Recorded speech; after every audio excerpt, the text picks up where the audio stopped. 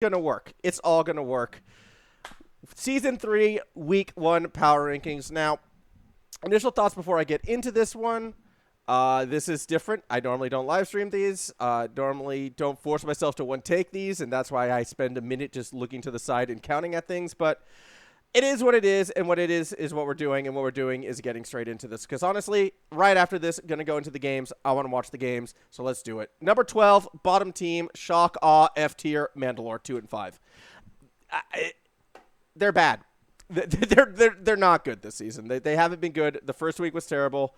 Nothing fun happened for Mandalore. It feels like they have been shut out in 5 of their 7 games. They beat the Crowns 1-0. Good job, you did it. And then they had a random pop-off game against the Garglers 6-5. But outside of that, they've done absolutely nothing offensively. Their pitching has been bad. I think they are the 12th worst batters at the moment, 10th worst pitchers.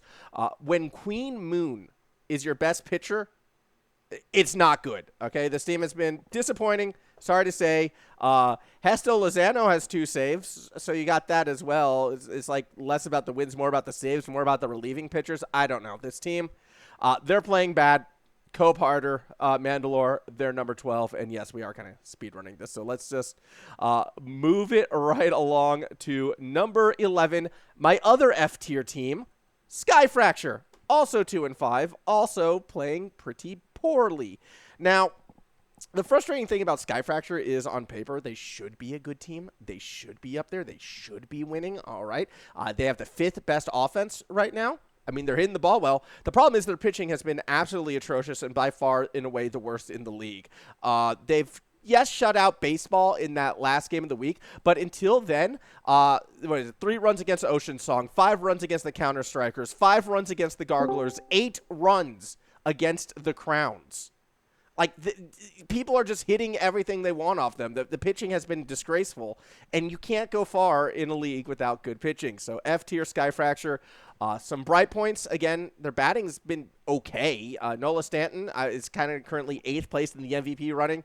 She has 3 home runs to her name, 5 RBI. That's pretty good. Pal McGutters, for a rookie coming in, has that nice even 500 batting average. Enzo Reeves, Ezra Flubiol, each have been doing well in their own rights. But the pitching is bad. The team is bad. I'm sick of this team never living up to the hype. I'm putting them in the garbage where they belong. F-tier.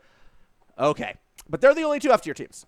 So that's the good news. We only have 2 F-tier teams. We're not going to be sticking on the F-tier teams forever. We're going to go up to our 1 D-tier team, baseball, 3 and 4. And honestly, there's an argument that could be made that they should belong in F-tier because, you know, that loss to the Sky Fracture. Actually, wait. Yeah, that loss to the Sky Fracture, 0-4. The only team to get shut out by Sky Fracture. Baseball. Come on. 11th worst offense in the league. The only team that's worse than them has been Mandalore. Pitching, 11th worst, I'd say, as well. Okay, again, they got 1 shutout against Ocean Song. They won that game 1-0. And outside of that, giving up 4 against Sky Fracture, giving up 3 against the Roddy Pack, giving up 7 against the Redliners. It's just... This is another team as well. Like, every season we go into looking at the Victoria Division thinking, oh, yes, these guys are going to do it. They're going to come through. They're going to be fantastic. And then what happens? They just collapse. They fall apart. It's not great. So, sorry, baseball. I had high hopes. I thought you were going all the way. Right now, you're in D tier. And what D tier to me means is you're bad, but you can win some games every now and then. F tier means just write the team off. D tier, bad, maybe can win a couple games. And you know what? Arturo Foundwood, doing pretty good. 5.71 batting average. Jackie Kemp, still on the team, still looking pretty solid. Leela Bango on the pitching side for a reliever. 7th best pitcher, 7th best player, I should say, in the league right now. 2 saves to her name as well, but that's 2-1 whip. Pretty good. 0.67 opponent's batting average. Really good. So, the closer's there. You have the backup pitchers. You just need to, put it together. I don't know. Baseball, maybe they can bounce back. Not liking their chances. So those are the D and the F tier teams. Now we're going to go to the C tier teams, and the C tier teams are the teams that aren't good, but you can see them being competitive. And at number 9, as much as it hurts me, Night Fury. Look, batting-wise, they've been not living up to where I think this roster should be. Pitching-wise, they've been not living up to where this roster should be. I have them pegged as 8th in kind of both of those right now. John Duffy has been the surprise breakout pitcher for this team when we consider who's on it with Genesis Sosa and Jamie Porkwood, or I forget her name. Jamie Porkman. Jasmine Porkman, there it is, then maybe they could be better. But as they stand right now, yeah, Night Fury, not looking great. Jensen also has a lot of strikeouts. She's got 6 strikeouts. That's something. Woo. John Duffy has an under 1 whip. Woo. But outside of that, this team is nothing of note. Not really that interesting. Underperforming. C tier. Number 8. The other C tier team, because I only have 2 C tier teams. Ocean Song. Right next to them. Bland team. I don't know. They need to mix things up, I feel like, Ocean Song, because they are one of the teams that has that long roster that's been sticking with it. Hasn't really changed much. Hasn't really adapted. There they sit. Their offense, I mean, Princess Carpenter's been exciting. 600 batting average, 6 hits already in the season. Pretty good. So that's pretty fun. They've only been shut out once against baseball, which is kind of embarrassing, though, so that's not the greatest. But, you know, their pitching's been decent. Jose Bonaventure is currently the MVP in the league, so that's pretty exciting. 0 ERA for a starting pitcher with 2 starts. I mean, that's pretty good. And if Jose's could be a constant win for this team, I mean, who knows? That could be great. Also, you know, Jalen Yogg, Marcel Buck, Harmony Rossi. Like, the pitching on this team's been pretty decent name-wise. They just haven't really had the batting to facilitate it, and they just really haven't been an exciting team. So, Ocean Song, C tier. They got to show me some more for me to believe in them. Kind of like Night Fury. Both these teams, C tier, got to show me more. B tier. Now we're getting to the contenders. The B tier means that you should be in that playoff running, but you might not make it in. That's how I see B tier. And you know what? At number 7, the Crowns. Out of all the 3 and 4 teams, I think they're the best one at the moment. I think their pitching has actually been incredibly solid. They had one slip up against the Counter-Strikers, lost that game 3-4. But outside of that, they either, you know, give up 1 run or no runs. Like, they've been really good on the pitching front. The problem is the batting hasn't really been there to facilitate it. Calvin Morrison and Lawson Novak have been good, not great. Yeah, they got 8 runs against Sky Fracture, but outside of that, they really haven't done much exciting with the bats at all. However, Domingo Hornblower behind the mound, 5th best in the league right now player, not just pitcher, 5th best player in the league. Also has a 0 ERA, has an under 1 whip, has 7 strikes out. Domingo Hornblower, if they keep those numbers up, probably will be the MVP at the end of the season.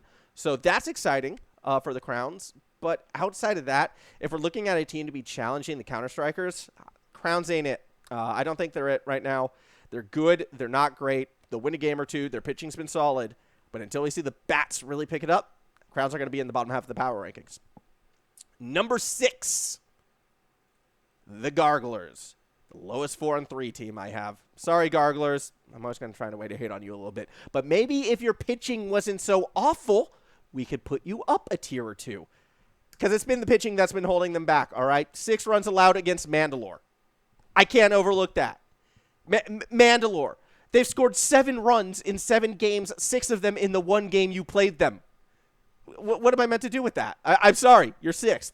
Aldo Park has been surprisingly strong, though. I mean, he has a 0 ERA. That could change. I think he's playing later today, so we'll see how that one plays out.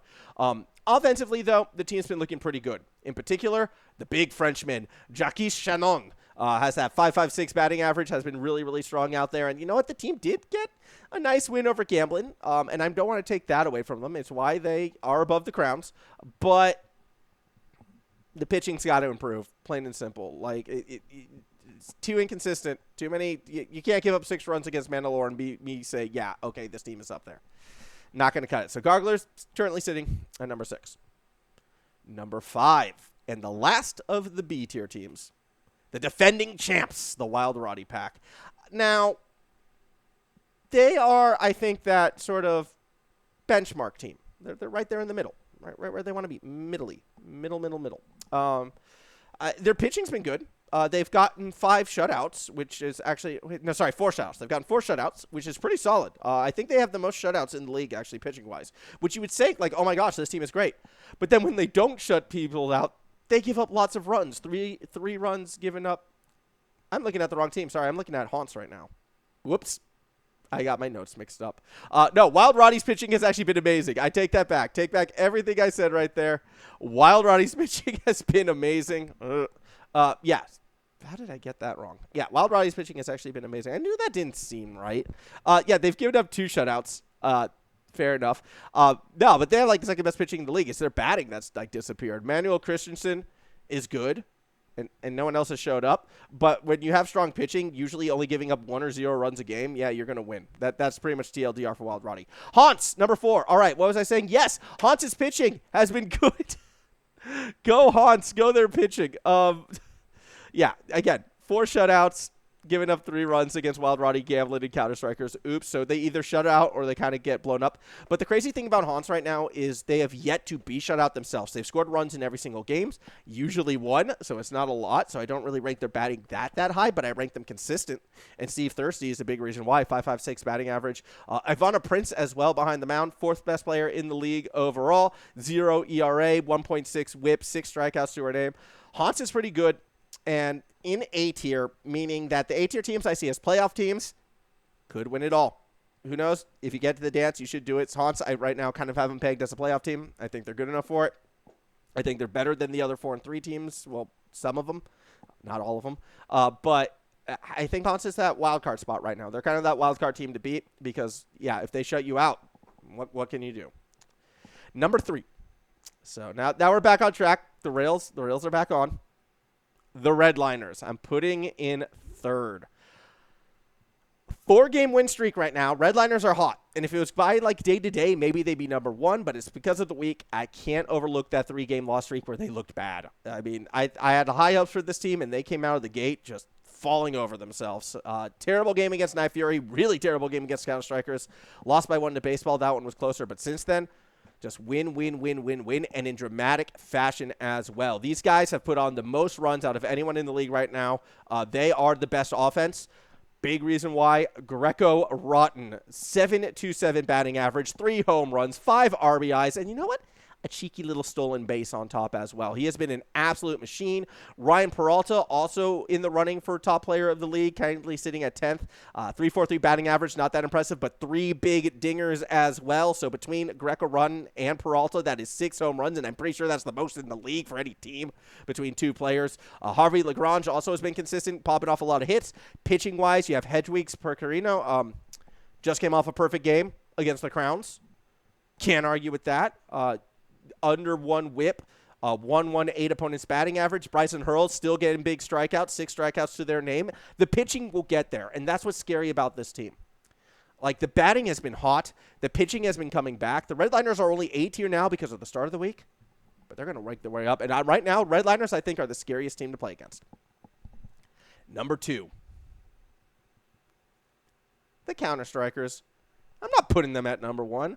Nah, you don't lose to Haunts and Crowns and be put number 1. That's the rules. You're number 2 right now, but that's not to deny that this team still isn't very, very scary. I think they might be regular season heroes. I'm starting to see Dallas Cowboys comparisons because they'll do great in the season and then choke in the playoffs. Squishy Freeman, 3rd best player in the league right now, though. 6.36 batting average, 3 home runs as well, 5 RBIs. Dan Small's got 5 RBIs. Percy Bombso has been consistent, 6 hits to their name already throughout the season.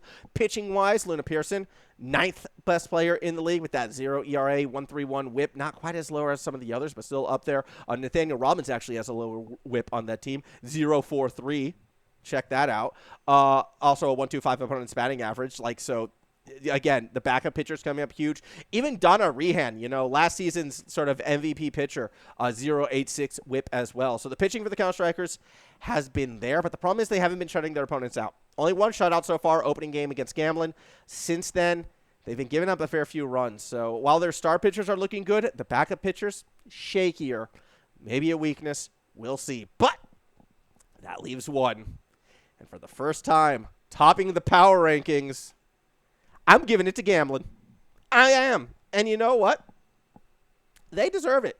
Because this team, I think, is right now the most fully constructed team kind of playing at its cap. Now, eventually, I could see a team like the Redliners passing them. Eventually, even Counter-Strikers, they're just so consistent, they might pass them. But right now, throughout that first week, the best team in the league was the Gamblin. I mean, yeah, they got shut out twice against the Garglers and the Counter-Strikers, but outside of that, 6 runs against the Garglers on the bounce back. They absolutely decimated Night Fury. They got a good win over Hans 3-1. They beat Wild Roddy Pack. They're beating good teams. Look at when you go down and you look at, the top, my power rankings right now, who they've beaten. They've beaten Haunts.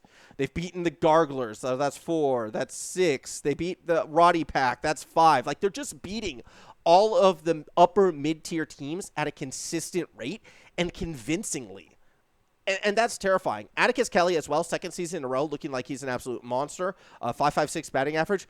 But it's the pitching from this team that has been the most terrifying. I think they're the best pitchers in the league right now at the moment. Cairo McMillan, 1.5 ERA, 0.5 whip, 1.43 batting average.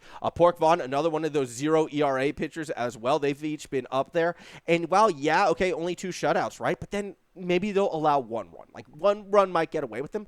But they've never given up more than 2 in a game. And that was to the Garglers, who, as we mentioned before, have like one of the scariest batting lineups in this league. It's just been their pitching letting them down. So, like, okay, you're allowed to give up 2 against the Garglers, but then 1 or less against everyone else, including the counter-strikers. Yeah, they lost that game, but they only allowed 1 run. So it's like Gamblin, they're the top team. They're number 1. And, well, that's it. Them's the power rankings. So if you are watching this, now I'm going to do some YouTube chatting, all right? Hi, YouTube. If you are watching this, I have no idea what I'm talking about. Check out Twitch stream, Twitch Formal Casting. If you're already on the stream watching along and you think I'm self-rambling, that's perfectly fine. Now comes the fun part, because with the power rankings done, we're going to jump right into games. And yay. But yep, one last look at the power rankings. Mandalore, Sky Fracture, Baseball, Night Fury, Ocean Song, Crowns, Garglers, Wild Roddy, Haunts, Redliners, Counter Strikers, and Gamblin. We'll see how this one turns around. We'll see how it flips it back. But on that note, I am now going to unmute people, and they are probably going to bash my list. Let's go. Yo. Hey. Oh, hello. Hey. So, yeah, that was the power rankings. Wow. Them's be the power rank. Happy being Them's right in the middle. Fucking Gamblin above me, you piece of... They're better than you. Get good. Oh, that's pretty real. Oh. Look, I thought it was pretty accurate.